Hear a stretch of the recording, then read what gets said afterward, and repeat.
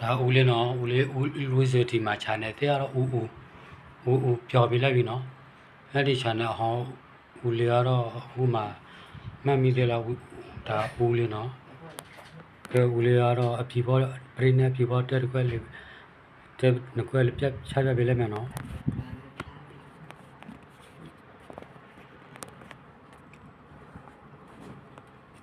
ကဲချလိုက်မယ်မမီးတယ်နော်ထီစီအရေးဆက်ပြလိုက်မယ်နော်ထီစီမယ်ဆိုရင်ကဲထီစီဆက်လိုက်မယ်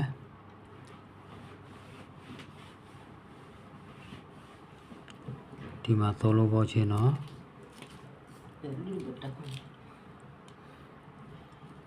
သုံးလုံးပေါ်ချင်းနော်သုံးလုံးပေါ်ချင်းနော်တွေ့ပြီနော်သုံးလုံးပေါ်ချင်းနှလုံးပေါ်ချင်းခုနဲ့ပေါ်6နှလုံးပေါ်ချင်း6နဲ့နီးနဲ့ပေါ်စီနှလုံးပေါ်ချင်းလေးနဲ့3ရက်နဲ့ပေါ်4နော်ကဲထီစီစလိုက်မယ်နော်ထီစီမှာနော်ထီစီမှာဆိုရင်နီးနဲ့ငါနဲ့ပေါ်ခုနဲ့ပေါ်6နော်6ဆိုရင်ဒီမှာဦးလေးရေးလိုက်မယ်နော်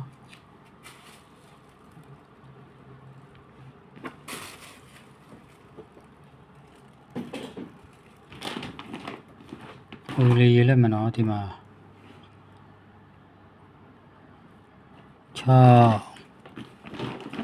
6နဲ့ခါကိုအဲ့ဒီ6နဲ့ခါ6နဲ့ခါကိုမှာဆိုထည့်စီနော်6နဲ့ခါကိုထည့်စီနှလုံးပေါ်ချ6နဲ့နီးနဲ့ပေါင်းစီမှာဆိုရင်ဒီမှာစီနဲ့ခါတီထည့်စီနှလုံးထိကြီးနော်ဒါထည့်စီနော်ထည့်စီနော်ဒါနောက်ပြီးတော့ဒီမှာတီနီတော့ဖြစ်နော်ဒီမှာ6ဆိုရင်ဒီမှာထည့်စီစေပါတယ်နော်ဒီမှာကတော့ city ဆိုရင်ဒီမှာ city စေပါတယ်ဒီတစ်ခါမှာဆိုရင်နှလုံးပေါ်ချလေးနဲ့3ရက်နဲ့ပေါ်4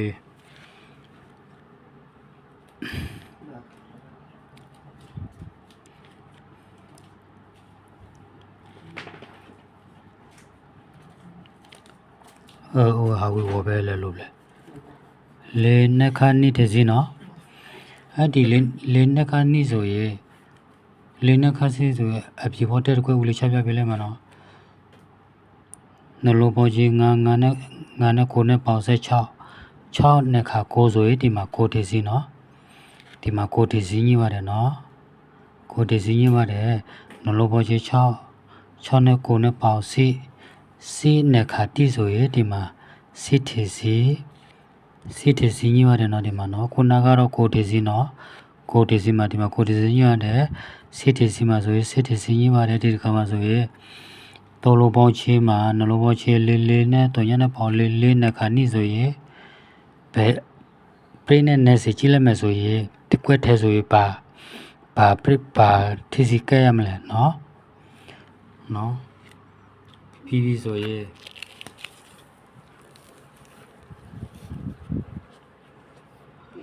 နော်ဒါထီစီရပြီနော်ထီစီရပြီးတော့အလဲထဲချက်လောက်သွားကြည့်ဦးမယ်နော်ဒီမှာဦးလေးရေးလိုက်မယ်ဒီမှာအလဲထဲဒီမှာအလဲထဲ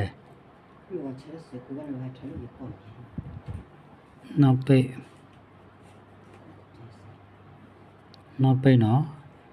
ဒီမှာကနေထဲခါနောက်ပိတ်နော်တရားကြီးနော်တစ်ခွက်ထဲပဲနော်ဒီချီမှာဆိုရင်အော်ရမယ်နော်6တိုလိုပေါင်းချေ6နဲ့ခါ9ဆို9တက်စီတိုလိုပေါင်းချေနှလုံးပေါင်းချေ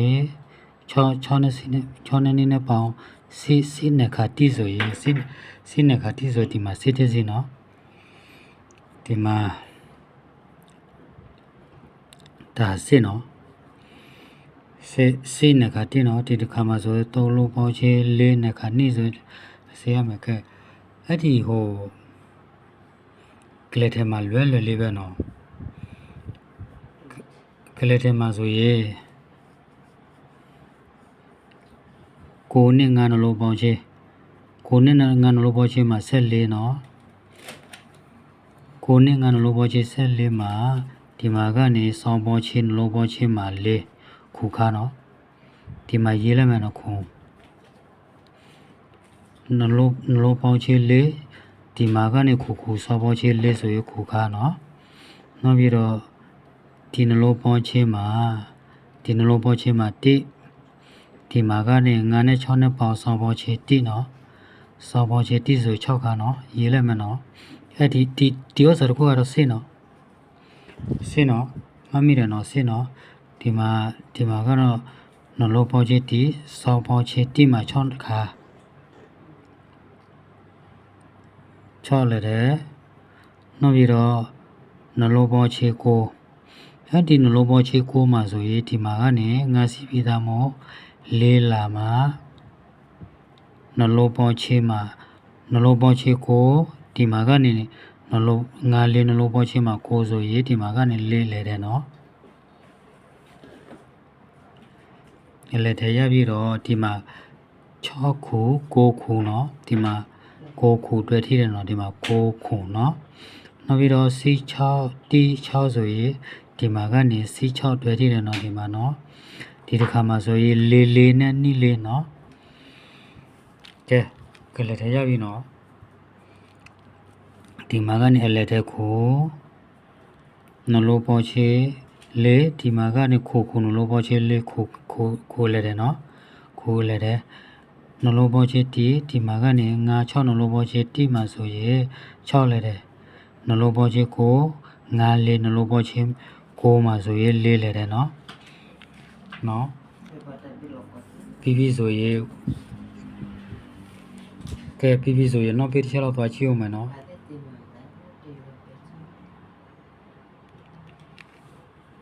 ကဲနောက်ပိတ်မှာဆိုရင်ဦးလေးစေပြရွေးလိုက်မယ်နော်နောက်ပိတ်မှာဆိုရင်အဲ့ဒီ3လုံးပေါင်းချေ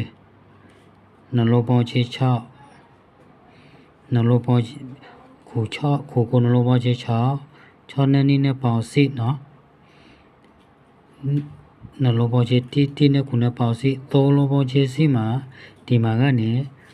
6နီးနှလုံးပေါင်းချေမှာ8နော်3လုံးပေါင်းချေ8နဲ့9နဲ့ပေါင်း1နဲ့4နဲ့ပေါင်း8 3လုံးပေါင်းချေ8မှာဒီမှာကနေနှလုံးပေါင်းချေ8မှာဆိုရင်2နောက်ပိတ်နော်ဒီမှာတွေ့တယ်နော်2နောက်ပိတ်ဆေးတယ်နော်2နောက်ပိတ်မှာဆိုရင်9ခုနှစ်ဒီမှာနော်9ခုနှစ်နော်ဒီတစ်ခါမှာဆိုရင်နှလုံးပေါင်းချေမှာ4နှလုံးပေါင်းချေမှာ4နဲ့9နဲ့ပေါင်း9နီး9 3လုံးပေါင်းချေမှာ9ဆိုရင်ဒီမှာကနေနှလုံးပေါင်းချေမှာပြ9တယ်နော်6နောက်ပိတ်နော်6နောက်ပိတ်ဆိုရင် C66 နော်ဒါလည်းပေါ့နော်နောက်အပရိနဲ့ပြဆက်ရှိလိုက်မယ်နော်နောက်ပြီးမှာဆိုရင်ဒီနှလုံးပေါင်းချေမှာ6နဲ့9နဲ့ပေါင်း1 3လုံးပေါင်းချေ1မှာဆိုရင်ဒီမှာနှလုံးပေါင်းချေ1ပြည့်ဖို့အတွက်ခုလာမှာနှလုံးပေါင်းချေမှာ1နော်ဒါခုနောက်ပိတ်နော်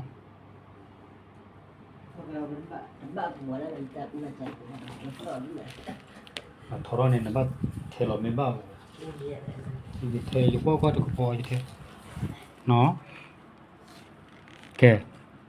အဲ့ဒီတစ်စီနှလုံးမှာဆိုရင်6ကိုအလဲထဲကတော့ခုနောက်ပိတ်ကတော့2ဒီမှာကတော့စစ်တိထဲစီဆိုရင်6ကိုဆိုရင်ကိုဒီမှာကတော့4နှစ်ဆိုရင်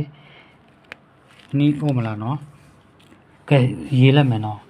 6ခုနှစ်9ခုနှစ်နော်ဒီမှာဦးလေးရေးလိုက်မယ်နော် ဒီမှာရေးလိုက်မယ်နော်နှစ်ခွဲပဲနော်ခဏနော်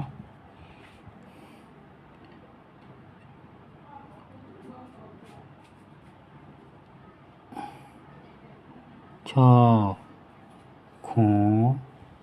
နိကို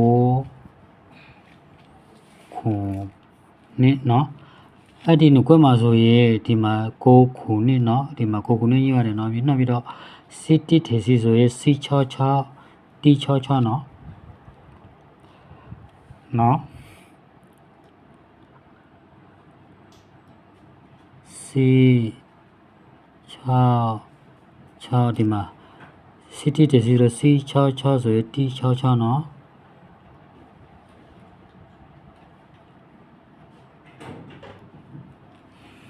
စီ66တီ66နော်နောက်ပြီးတော့ဒီမှာကတော့44ခု4နှစ်ခုနော်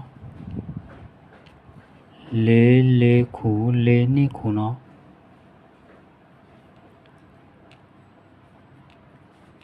44ခု44ခုနိ4ခုတဲ့တစ်ခွဲပဲနော်တဲ့နှစ်ခွဲဆိုရင် print နဲ့ရေးထိုးလိုက်မယ်နော်တစ်ခွဲပဲရေးထိုးလိုက်မယ်နော်ပရိမာဏဆိုရင်ဦးလေးပြပေးလိုက်မယ်နော်ဒီမှာတစ်ခွဲတည်းပဲနော်အဲ့ဒီအဘူတစ်ခွဲမှာရာထားလိုက်ရတယ်နော်ပရိမာဏဆိုရင်ဦးလေးချပြပေးလိုက်မယ်နော်ဒါပြီးနော်တေချာကြည့်ပြီးနော်ပရိမာဏဆိုရင်လေလိုပေါချင်းနှလုံးပေါချင်းခုစေကိုနှလုံးပေါချင်းခုနဲ့ငါနဲ့ပေါင်းနှလုံးပေါချင်းခုနဲ့ငါနဲ့ပေါင်း7နှစ်နီးနဲ့စီနဲ့ပေါင်းလေလိုပေါချင်းနှလုံးပေါချင်းခုနဲ့ငါနဲ့ပေါင်း7နှစ်နီးနဲ့6နဲ့ပေါင်းစီဆိုရင်ဒီမှာနော်စီပရိနော်ဒီမှာစီပရိဆိုရင်ကိုခုနှစ်နော်ထားလဲပေါ့စီနဲ့ခါတိနော်ထားလဲပေါ့ဒါစီပရိတန်ဒီမှာနော်ကိုခုနှစ်ဆိုရင်စီပရိကိုခုနှစ်ဆိုရင်စီပရိနော်ဒီမှာကတော့6ခုနှစ်73ပရိမကဲဘူးနော်စီပရိပဲထားလဲပဲနော်နှလုံးပေါင်းချင်းခုနဲ့ငါနဲ့ပေါင်း7နီးနဲ့6နဲ့ပေါင်းစီပရိဆိုရင်ကိုခုနှစ်ကတော့စီပရိနော်အခွင့်ကြီးပါတယ်နော်ဒီမှာကိုခုနှစ်နော်ကိုခုနှစ်တဲ့နော်ဒီမှာကိုခုနှစ်တဲ့ကွယ်နောက်ပြီးတော့နှလုံးပေါင်းချင်းမှာစီနဲ့ကိုနဲ့ပေါင်းဆက်ခုနဲ့3နဲ့ပေါင်း3ညနော်3ညပရိနော်ဒီမှာပရိနော်3ညပရိဒီမှာကနေစေပရိ多罗包车四所六罗包车ခုနဲ့ငါနဲ့ပေါင်း7နီးနဲ့6နဲ့ပေါင်းလေးလို包车မှာ4ဆိုစေပရိနလို包车4နဲ့ခုနဲ့ပေါင်းနလို包车4နဲ့ခုနဲ့ပေါင်း7ခုနဲ့3နဲ့ပေါင်း3ညပရိဆိုရင်C66ကနေဒီမှာC66ကနေ3ညပရိနော်C66 3ညပရိထိရပါတယ်နော်C66 6နဲ့7နီးနဲ့စီနဲ့ပေါင်း3ညပရိညင်းပါတယ်နော်ဒီမှာနော်ဒီတစ်ခါမှာဆိုရင်ဒီမှာနလိုပေါင်းချေ3ညနဲ့9နဲ့ပေါင်း9နဲ့4နဲ့ပေါင်း3ပရိနော်ဒီမှာ3ပရိမယ်ဆိုရင်ကဲတဲ့ခွဲပဲနော်နီးနဲ့4နဲ့ပေါင်း6နဲ့9နဲ့ပေါင်း7ပရိအဲ့ဒီအခုလာမဲ့ဒီပတ်မှာဆိုရင်နီးလေးခုတဲ့နော်နီးလေးခုကတော့3ပရိနော်နီးလေးခုကတော့3ပရိနဲ့ကဲနလိုပေါင်းချေ6နဲ့9နဲ့ပေါင်း7အဲ့ဒီနီးလေးခုကတဲပဲနော်လေးခု4နဲ့15ပရိမကဲဘူးအရာပဲထားလိုက်ဒီမှာတက်နီးလေးခုနော်အခုလာမဲ့ဘလို့ချပြပေးလိုက်မယ်နော်နီးလေးခုက7ပရိနော်ဒါပရိ7ပရိဆိုရင်နီးလေးခုကနေ7ပရိဒီမှာက3ညပရိဆိုရင်C66 3ညပရိစေပရိလေးလိုပေါင်းချေစီဆိုရင်ကိုခုနီးကနေစေပရိလောဘောချေခုနဲ့ပေါင်းလောဘောချေစီနဲ့ခုနဲ့ပေါင်း7ခုနဲ့3နဲ့ပေါင်း3ညပရိဆိုရင်C66 3ညပရိလောဘောချေ3ညနဲ့ခုနဲ့ပေါင်း9နဲ့4နဲ့ပေါင်း7 နီလေ6ကတော့ကိုပြနော်နော်ဦးလေးရေးလိုက်မယ်နော်အခုလာမယ်နော်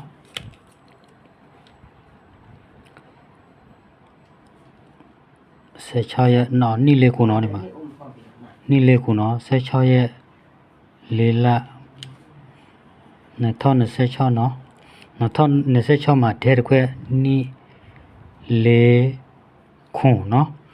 အဲ့ဒီနီလေခုကို73ပြည့်နဲ့ညှိတယ်နော်ဒီမှာဒီခါမှာဆိုရင်73ပြည့်နော်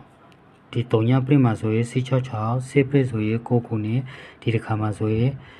နီလေခုမှာ73ပြည့်နော်တဲတခွဲနော်လူသိဆိုအပြည့်လဲပါနော်ဦးလေး channel တဲ့ကိုအပြည့်လဲပါတာဦး channel တဲ့ပါနော်ဦးလေးဦးပဲပြောပြလိုက်ပြီးနော်နီလေခုထဲနော်ပြည့်နဲ့ညီတယ်နော်ဒီကနေစစ်ပရိဆိုကိုခုနဲ့ကနေစစ်ပရိ3ညပရိဆို666နေစစ်ပရိ3ပရိဆိုရင်နိလေခုကတော့3ပရိနော်အစဆိုကြီးစမဲ့တကယ်စိတ်ချတာကိုချမ်းချင်းလို့ရဇာတ်ပြည့်ကိုဆိုရကြပါသည်ရပါစေပေါကနာပြည့်ပါအလို့အစီပြေကကောင်းကြပါစေစုမကောင်းတော်လဲပါတယ်နော်ဒီမှာနိလေခုတဲ့တတ်ဘဲပါဒါတော့ပါပဲနော်အချက်တူမှယူတော့ပါနော်မြင်တူတဲ့သူကိုကြော်ပါနော်အတင်မထိုးခွဲပါဘူးနော်တတ်